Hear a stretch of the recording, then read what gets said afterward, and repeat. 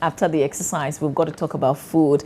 But let me also mention that we will be talking about financing the Women's League in Ghana. We know that the Black Queens did really, really well last year, but it's sad that the Women's League, we don't have a sponsor for that. We have a great conversation on women football coming up here on the AM show with Rosalind Amo, who is Vice Chairperson of the Women's League Board. She is on our show this morning.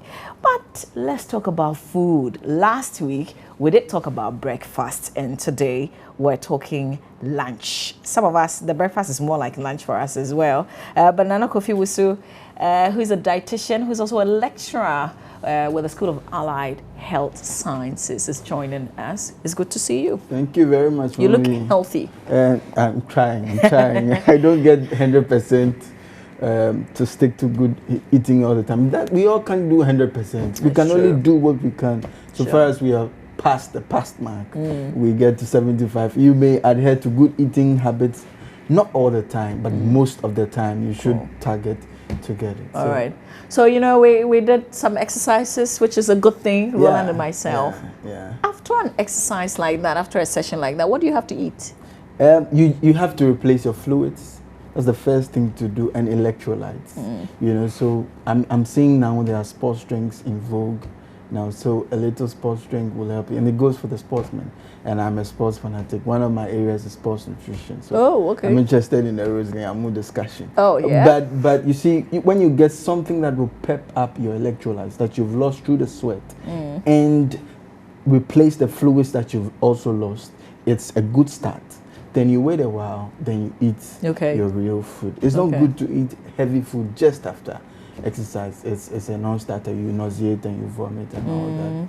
And I think the good thing is I've drank water. I don't feel hungry. So maybe that's it. It's, I mean, you're using what you ate yesterday night, the reserve of it. In the nighttime, your metabolic rate comes down, so you have a lot to spare in the morning. So by 9 o'clock, you start feeling hungry. Then you need some wachi or something. I'll go grab one. But thanks for last week. Today, I want us to look at lunch. What's appropriate to have? I had interesting reviews from people last week, and Joy News is gone far. People watch. We thank God. So lunch, what you just need to do is that lunch is a time of intense activity. By lunch, the sun is scorching and you are active. And so you need something that will give you energy. So this is not a time to go light or moderate. You have to eat heavy because you need energy for the day. So something that will pep you up energy-wise is what you need. Because so something like what? Something like, I mean, it could be your wache, it could be your kenke, it could be your yam and palava sauce. It could be your fufu. What's on your screen is yesterday, my co-producer Michaela Richard Anderson and myself, we went down the road to a popular food joint. And this is what we captured. Banku, there's okro soup. Wonderful. There was yam with the kontomire and the garden egg. You know, is this? This is the kind of okra soup I like. Because you see, the oil is not heavy on it. You know, some you see the mirror of oil on the surface where you have to look at your face. I'll tell you what's interesting. Because after this, they will put the oil on top of it. Wow. I think there was an explanation to it. What was it? So that the soup doesn't sleep. So there you go. Oh my God. So this is from the Abenkwai. That's the oil. So a little is but too much of it is not the best. So I would have preferred. So the okra like that, you know, the raw like that, with not the too much oil. Yes, and then you get your wok plant or your banku, like you know, or you get your yam or you get your plantain. I mean, lunch is the free range time. That's the time you can really bend. Fufu is for lunch and not for supper. You know, so you don't do your fufu in the night because it takes a longer time for the food to digest. Thankfully, you are active. So your thermic effect of food, that's what we call it. The energy that you spend digesting food is available to you because you are buzzing with activity. So if you really want to eat, lunch is the time to eat. Okay. But what I don't like people doing is to add a bottle of mineral to the food. No mineral to the I food. mean, how can you do that? You heap that mountain of food like Zerubbabel. like a mountain before Zerubbabel. And you want to bring it down like a plane. And you want to add a bottle of Coke to it. It's not good.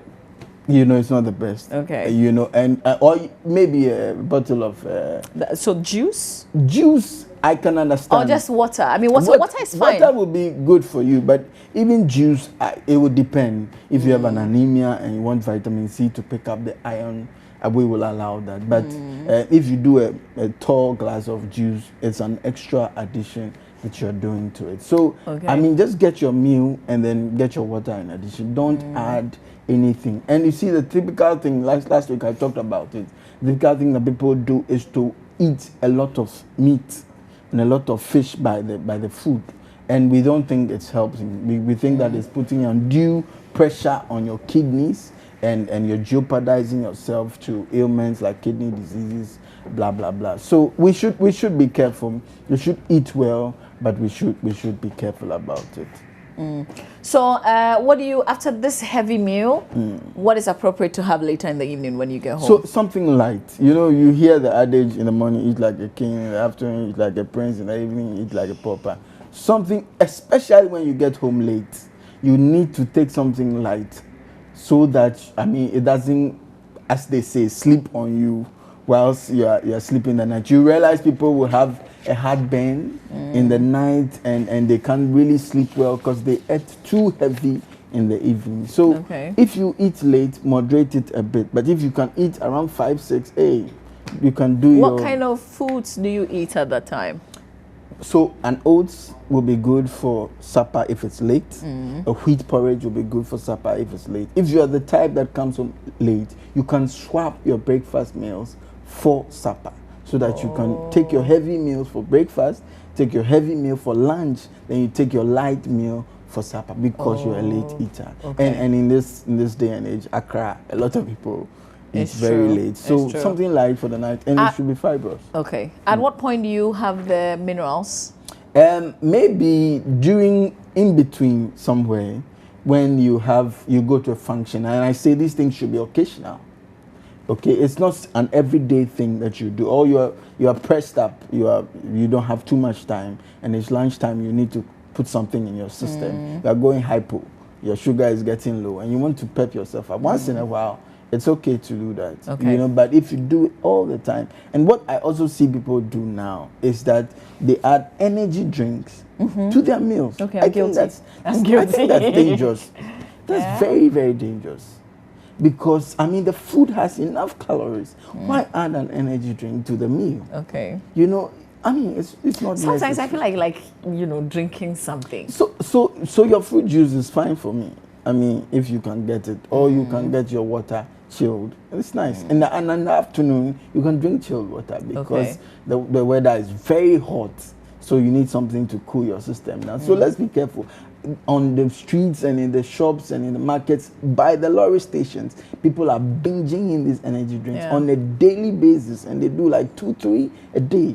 It's full glucose, and the rate at which the sugar runs into your blood is amazingly surprising. I mean, if there's a term like that. It means it's extremely dangerous for your system. So, I mean, we should be careful. Most often, we do good lunches, but the additives, the things we add to it is a thing. And then I'd advise our sellers to be a little cautious because most people eat lunch out. Yeah. Most people eat lunch out. I mean, very few people will pack lunch and take to work. True. And by the way, if you can do that, all the better. Pack lunch? Yes, that's pack a lunch no-no for me. I mean, it's yeah, but if impossible. you can't do that, find a good spot, a good place to eat. Okay. But our sellers should be careful about the additives they add to the food. Too much of it is not very helpful. You know, we see bags of spices being put in. I mean, I went to a fried rice joint. I do food sociology sometimes. I walk around, look at food. And this thing that they were doing, the yam seller was doing this, and she put a cup of sugar in the water that they used to fry the yam. So that it will be sweet? Sweets. I bet you? They say it in Chinanusio Bayede. You know, and I think that our sellers should help us do the right things. You know, you have no business doing that. You see, they'll be doing fried rice and they'll put a whitish substance. They'll scoop it and put it in the fried rice, you know. And so that's where the challenge is. But I mean, by and large, you can't really do much about it. Yeah. So you just have to find the right place. This kontomire is Yeah, that's kontomire. It's good. That's I mean, kontomire. my palava sauce with my egusi. Yeah. You know, a pulse and a leaf. That's the way to go. Yeah. So the stew we saw there before, just before the kontomire came up, that's the agushi stew that they will put the kontomire. Yeah. And I kind of like this woman because, you know, she opened up the place for us. Yeah. It was like, there's nothing to hide. This is how I prepare It my meals. Should be open. I mean, meals should be open. If you go to a place where you see how the food is being prepared, it engenders confidence in you to go to the food. All right, Nana Kofi, so we'll leave it here. We'll have another session with you, but I won't put you on the spot and say next week. But let me give my viewers a small tip before I go. I say that learn to eat smart is my mantra. SMART. S for simple, M for moderate, A for attractive, R for roughage, and T for takeaway. Hey. Okay, that's a good tip there. Yeah, so make the food simple. Don't go to a buffet and try to pick everything. Okay, make it moderate. Don't make the food very large. Reduce the size a bit. Make it attractive. Get vegetables to be there so that the food will be attractive.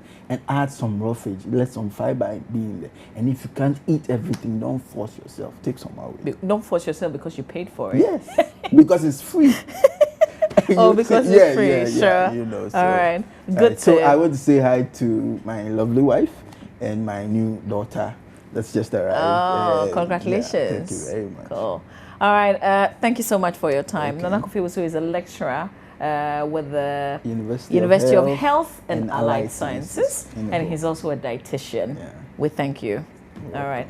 So earlier, our trainer Albert Ajebi, if you want to get in touch, his number is 050-768-5912 or 0262-400-179. Stay with me when I come back. Today we're fully loaded.